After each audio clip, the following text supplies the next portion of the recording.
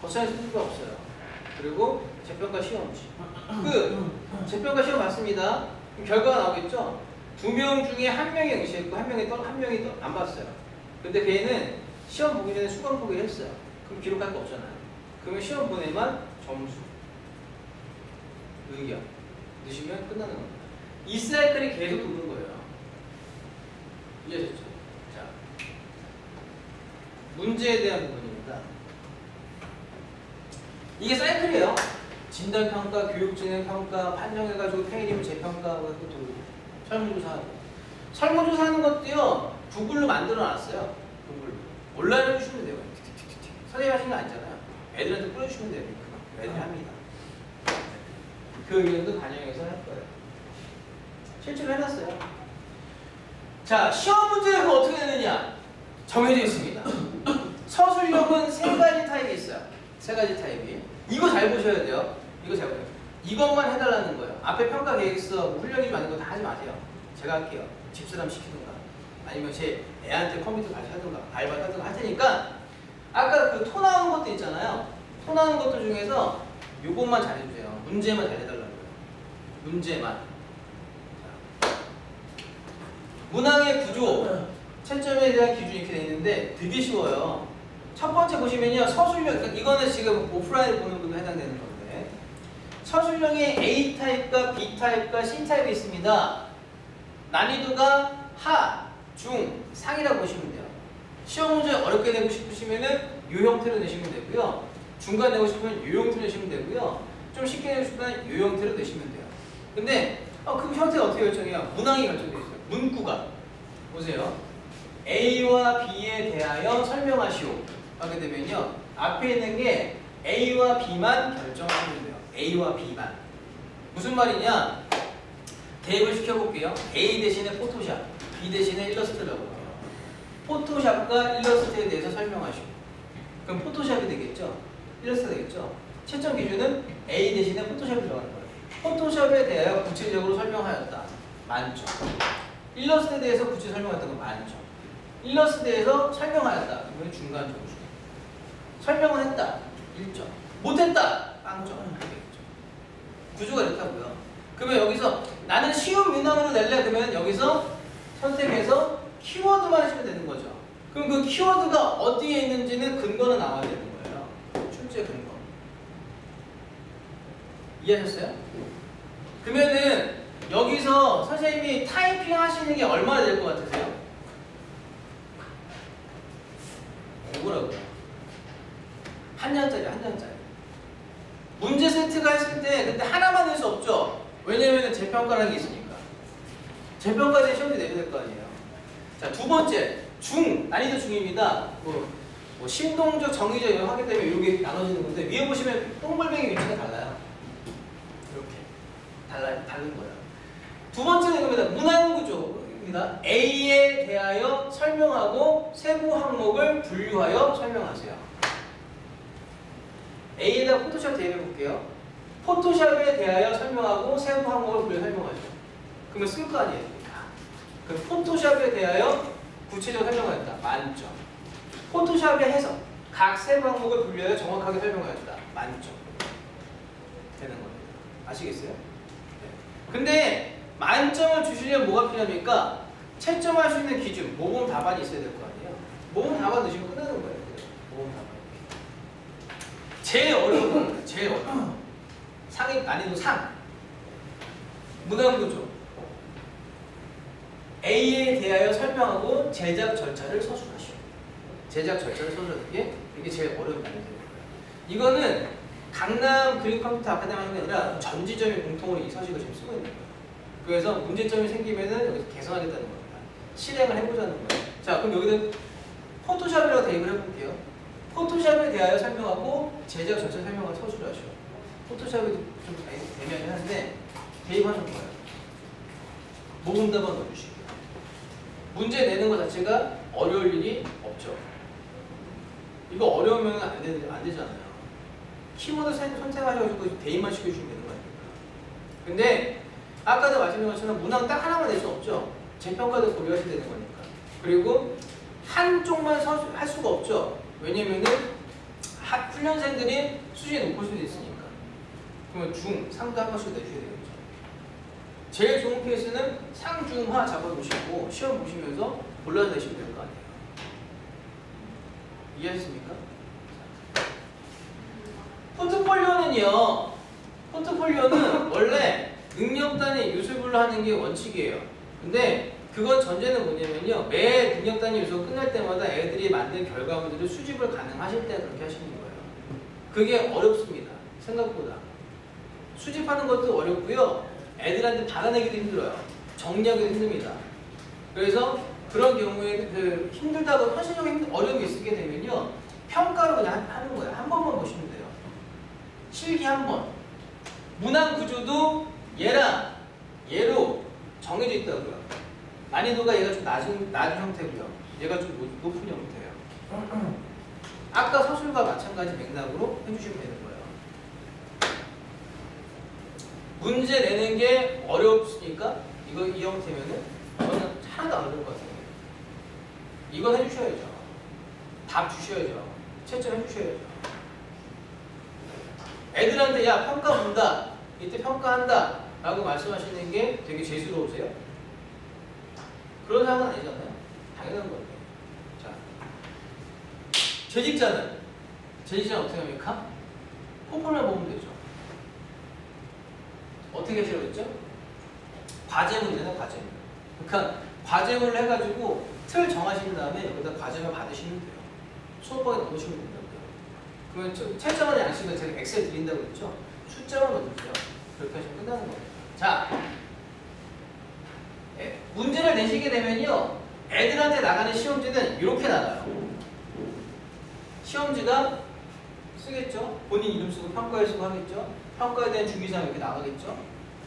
서술형 A와 B에 대해 설명하시고 쓰겠죠? 쓰겠죠? 두 번째 포폴리오 뭐뭐뭐를 제작하시고 어디로 제출하세요. 이게 시험지라고요. 애들이 보는 거는 딱 이거밖에 없는 거예요 지금. 딱 이거. 근데 선생님이 이렇게 내주시면 저희는 답이 뭘지 모르잖아요. 채점 기준도 모르니까 틀은 이렇게 가자는 거예요. 아시겠죠? 이것만 해가지고 주시면요. 아까 여기 통하는 거 있잖아요. 이런 것들. 이런 거는 단순화 시키겠다고요. 하고 있고요. 더 계산할 거고요. 사용하시면서 불편하신 게 있으면 주세요. 계산할 테니까. 근데 이거를 제가 선생님들이 모인 자리에서 한 번도 끝까지 설명한 적이 없어서 이렇게 자리에 마련한 겁니다. 같이 하자고. 그러면은 혹시라도 오늘 참석하지 못하시는 분들은 선생님들한테 부를 수도 있겠죠? 제가 지금 영상도 뜨고 있잖아요. 녹화도 뜨고 있습니다. 이렇게 됩니다. 자, 하신 거에 대해서 적절한 보상이 나가야 되겠죠. 저는 돈만 해드리는 게 전체는 전부 다 아니라고 생각하는 사람 중에 하나인데, 물질로 얻는 기쁨은 잠시라고 생각합니다. 잠깐. 물론 차이가 있을 수 있겠지만, 그리고 제가 아까도 말씀드렸지만 저희가 훈련하는 여건이 그렇게 넉넉치 않은 환경이에요. 훈련비에 대한 단가가 그렇게 넉넉치 않은 단가로 운영하는 입장입니다. 마이너스가 납니다는 거짓말이에요. 마이너스가 나진 않지만 이렇게 뭔가 재투자를 하면서 이렇게 할 수 있을 만큼 여건이 형성되지 않습니다. 솔직히 말씀드려요. 자, 우수교환서의 성과를 확대 실시할 겁니다. 회차도 늘릴 거고요. 그리고 지금은 실업자 붙기만 하고 있고요. 묶어서 하고 있는데 아예 분리를 시키려고 해요. 실업자끼리만, 붙기끼리만, 재수자끼리만 해가지고 확대시켜서 많은 분들이 혜택을 볼 수 있게 하려고 합니다.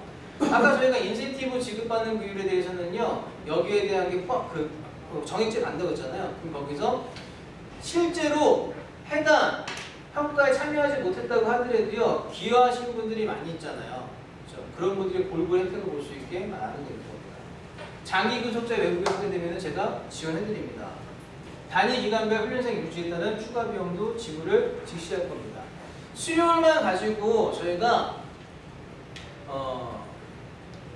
30일 수능평 끝나고 난 다음에 일부 지구가들이 그런 게 있었는데 너무 늦죠? 즉시 효과도 없고 피부에 와닿지도 않고 하기 때문에 단위 기간별로 일정 훈련생 또는 수료를 유지하시게 되면요 그 즉시 드릴 거예요. 그 즉시.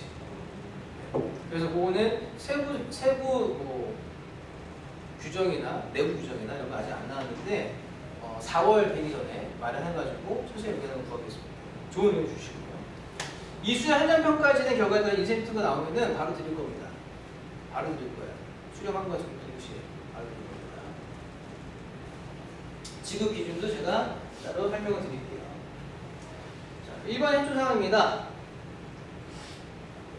그냥 부탁드리는 건데요. 예정된 결석 같은 경우 행정적으로 통보하라고 말 좀 시켜주세요. 행정적으로 좀 하라고 얘기 좀 하라고. 그 선생님 개인 사정 일정이 변경된 경우에는 훈련생에 대해서 안내와 동의를 좀 미리 좀 받아주세요. 무슨 말이냐면은 동의서가 딱 들어갔는데 나는 동의 못하겠어요 하는 애들이 있었어요. 진짜. 난 들은 적도 없고 이렇게 못하겠어요 하는 사람이 있었습니다. 해주시면 되고요. 민원 증가 요인의 감소가 필요한 것 같습니다. 보통은 감정의 골이 있어서 학생이 선생님한테 예의 없게 행동하고 선생님이 학생한테 뭔가 감정적인 표현을 드러내고 하게 되는 경우가 있을 수 있겠죠. 본의 아니게. 근데 학생분들이랑 어떤 그 문제에 대해서 얘기가 이렇게 생기시게 되면요 직접 해결이 어려우신 경우가 대다수일 거예요. 여기에 얘기해 주세요.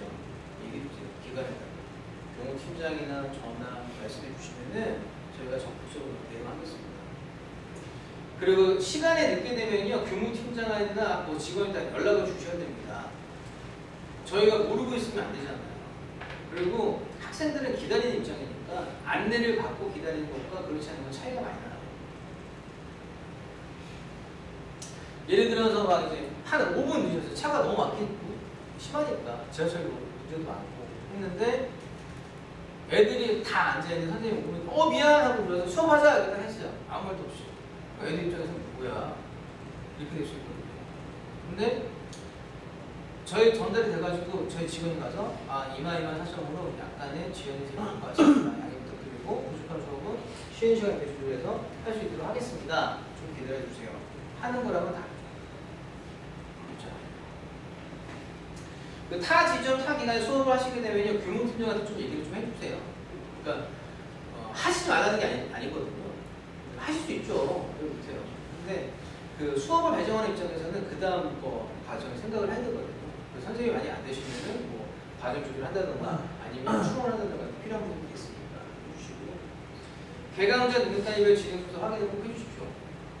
시간표가 나오면은 제가 아까 말씀드린 학과장에 대한 순서가 있는데 그걸 토대로 만들고 있습니다. 선생님 드리면요, 선생님께서 나는 이 문제 먼저 하겠어요 하시는 게 있으면은 꼭 확인 좀 먼저 해주세요.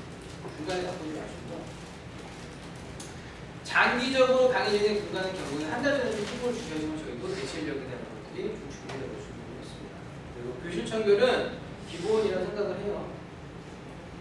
저녁에 수업 들어오시거나 그 다음 타임 수업 들어오셨는데 실판도 막 되고 커피도 먹다가 되고 하게 되면은 그 뒷사람이 얼마나 기분 나쁘게 있습니다. 기본 매너죠.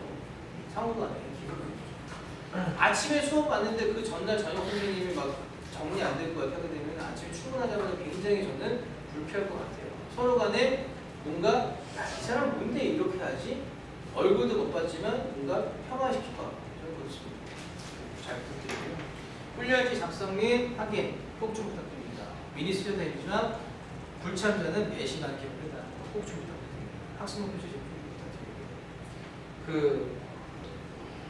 당연히 해야 되는 일이 있을 수 있는데 이게 서로 이제 공감대 형성되고 되게 중요한 사항이기 때문에 말씀드립니다. 쭉 진행을 했는데 좀 길게 갔습니다. 좀 내용이 좀 중요하다 보니까 시간이 좀 지체됐는데 혹시 궁금하신 거? 질문. 4월 넘어가기 전에 현장 평가에 대한 내용 정리해가지고 배포해드리고 평가 차트로 선포하는 그리고 전국에 4,800개 정도의 훈련 기관이 있습니다. 저는 그 중에서 그린 컴퓨터 아카데미가 최고라고 자부합니다. 그리고 그린 컴퓨터 아카데미는 전국에 19개 입점이 있습니다. 저는 그 중에서 강남이 최고라고 자부하고 있습니다. 그리고 그린 컴퓨터 아카데미 강남에서 종사하는 선생님들도 최고라고 자부하고 있습니다. 함께 잘 준비해서 밝은 2019년을 준비했습니다. 감사합니다.